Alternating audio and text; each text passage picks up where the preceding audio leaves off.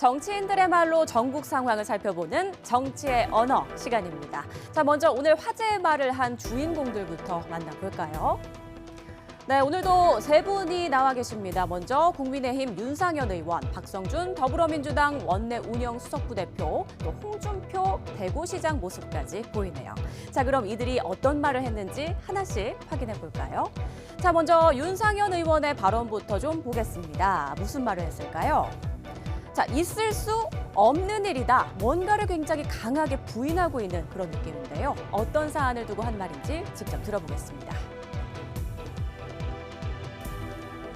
인터뷰를 하면 이거는 있을 수 없는 일입니다. 이 두 분의 어떤 이 교수로서의 자질이나 정말로 어떤 지식인으로서의 어떤 그 수준이 너무너무 국민적 기대에 못 미치는 거고요. 네, 일각에서 제기된 비선 논란입니다. 온 국민에게 비선 트라우마가 있는데 이건 또 무슨 일일까요? 최근 있었던 윤석열 대통령과 이재명 대표의 영수회담 추진 과정에서 공식 라인이 아니라 함성득, 임혁백 두 명의 교수가 이른바 비밀 특사 역할을 하면서 물밑 조율을 했다. 이런 보도가 나오자 정치권이 술렁이고 있는데요. 이에 대해서 윤상현 의원은 있을 수 없는 일이다. 본인들의 존재감을 나타내기 위한 소위 허장성세일 수 있다. 이렇게 말한 겁니다. 자, 비밀 특사라는 게 정말 실제 하는 건지 잠시 뒤에 자세히 짚어보고요. 다음 화제의 말로 넘어가 보겠습니다. 자, 이번에는 박성준 더불어민주당 원내 운영수석부 대표인데요. 어떤 말을 했을까요? 네, 민심의 파란이 일어날 것이다. 어떤 맥락에서 나온 이야기인지 들어보겠습니다.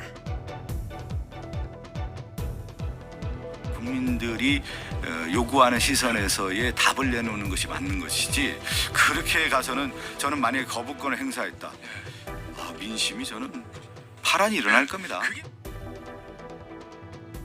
최상병 특검과 관련한 말이었네요. 윤 대통령이 최상병 특검의 거부권을 행사할 경우 민심의 파란이 일어날 것이라고 경고하면서 특검 수용을 재차 압박한 건데요. 내일로 예정된 대통령 취임 2주년 기자회견에서 대통령이 또 어떤 입장을 밝힐지에도 관심이 쏠리고 있습니다. 자, 마지막 세 번째 말은 홍준표 대구시장이 한 발언인데요. 오늘은 또 어떤 말이 화제일까요? 네, 당대표 행세하는 게 가관이다. 이런 말 같은데, 자, 누구를 겨냥한 말인지 바로 확인해보죠.